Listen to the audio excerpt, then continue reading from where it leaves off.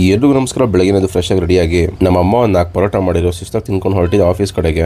ಏನು ಹೇಳಿ ನಮ್ಮ ಬೆಂಗಳೂರು ಯಾವಾಗಲೂ ಟ್ರಾಫಿಕ್ ಆಗೋಯ್ತು ನಡುವೆ. ಮೈಸೂರು ಬರ್ತಾ ಹಿಂಗೆ ಆಗ್ತಿದೆ. ಈಗ ಒಂದು ಒಳ್ಳೆ ಕಾಫಿ ಕುಡಿದು ಕೆಲಸ ಆಯ್ತು, ವರ್ಕ್ ಸ್ಟಾರ್ಟ್ ಮಾಡಿ ಆಮೇಲೆ ಇವತ್ತು ಅಮಾವಾಸ್ಯೆ ಬೇರೆ ಅಲ್ವಾ, ಸೊ ದೇವಸ್ಥಾನಕ್ಕೆ ಹೋಗೋಣ ಅಂತ ಹೊರಟ್ವಿ. ಮಧ್ಯಾಹ್ನ ಟೈಮ್ ಆಗಿದ್ದರಿಂದ ಪೀಸಾಗಿ ದರ್ಶನ ಆಯ್ತು, ಯಾರು ಇರಲಿಲ್ಲ. ಅಲಂಕಾರ ಕೂಡ ಸಖತ್ತಾಗೆ ಮಾಡಿದ್ರು. ಅಲ್ಲಿಂದ ಒಂದು ಕನ್ಸ್ಟ್ರಕ್ಷನ್ ಪ್ರಾಜೆಕ್ಟ್ ನಡೀತಿತ್ತು, ಅಲ್ಲೋಗಿ ನೋಡಿ ಸಿಟಿ ಒಳಗೆ 2 ಎಕರೆ ಜಾಗ ಇದೆ, ಸಿಟಿಲೇ ಫಾರ್ಮ್ ಹೌಸ್ ಕಟ್ಕೋಬಹುದು. ಅವಾಗ ಸಿಟಿ ಒಳಗೆ ಇದ್ರೆ ಒಂದು ಚೂರು ಪೀಸ್ ಆಗಿರ್ಬೋದು. ಫೋನಲ್ಲಿ ಹೆಂಗೋ ಆರಾಮಾಗಿ ಎಡಿಟ್ ಮಾಡ್ತಿದ್ದೆ ಗುರು, ಬಟ್ ಈ ಲ್ಯಾಪ್ಟಾಪ್ ಅಲ್ಲಿ ಕಲಿಯೋಕೆ ತುಂಬಾ ಇದೆ. ಅದೆಲ್ಲ ಒಂದ್ ಕಡೆ ಕಲ್ತ್ಕೊಂಡು ಕೂತ್ಕೊಂಡು ಸಂಜೆ ಆಯ್ತು ಕಾಫಿ ಕುಡ್ಕೊಂಡು ಅಲ್ಲಿಂದ ಪ್ರೀಮಿಯರ್ ಪ್ರೋ ಹಾಕ್ಸ್ಕೊಳ್ಳೋಣ ಅಂತ ಸೀದಾ ನಮ್ಮ ಮನೆ ಕಡೆ ಬಂದೆ. ಸಾಫ್ಟ್ವೇರ್ ಹಾಕ್ಸ್ಕೊಳ್ಳೋಕೆ ನಾನು ಬಂದು ನಮ್ಮ ಮಹೇಶ್ ಅವ್ರ ಹತ್ರ. ಇವ್ರು ಬಂದು 20 ವರ್ಷದಿಂದ ಈ ಫೀಲ್ಡ್ ಅಲ್ಲಿ ಇದ್ದಾರೆ. ಹಾಗೆ ಲ್ಯಾಪ್ಟಾಪ್ ನ ಜನರಲ್ ಚೆಕ್ಅಪ್ ಮಾಡೋ ಚೆನ್ನಾಗಿದೆ ಅಂತಂದ್ರು. ಅಡೋಬ್ ಸಾಫ್ಟ್ವೇರ್ ನ ಇನ್ಸ್ಟಾಲ್ ಮಾಡಿಸ್ಕೊಂಡು ನೀವೇನಾದ್ರು ಲ್ಯಾಪ್ಟಾಪ್ PC ನ ಸರ್ವಿಸ್ ಮಾಡಿಸ್ಬೇಕು ತಗೋಬೇಕು ಅಂತ ಇವ್ರ ಹತ್ರ ಬಂದು ಕಾಂಟ್ಯಾಕ್ಟ್ ಮಾಡ್ಕೋಬಹುದು. ಆಫೀಸ್ ಬಂದು ಗಣೇಶ್ ಭವನ್ ಹತ್ರ ಬರೋ ಟುವರ್ಡ್ಸ್ ಹನುಮನಗರ ಹೋಗ್ಬೇಕಾದ್ರೆ ನಿಮಗೆ ಆಪೋಸಿಟ್ ಕಾಣುತ್ತೆ ಸರ್ಕೆ ಕಂಪ್ಯೂಟರ್ಸ್. ಮನೇಲಿ ಪೂಜೆ ಮಾಡಕ್ಕೆ ಹೂವ ತಗೊಂಡು ಸಂಜೆ ನಮ್ಮ ಅಮ್ಮನ ಕರ್ಕೊಂಡು ದೇವಸ್ಥಾನಕ್ಕೆ ಹೋದೆ. ರಶ್ ಜಾಗ ನೋಡಿ ಗೊತ್ತಾಗಿರುತ್ತೆ ನಿಮ್ಗೆ ಯಾವ್ದು ಅಂತ.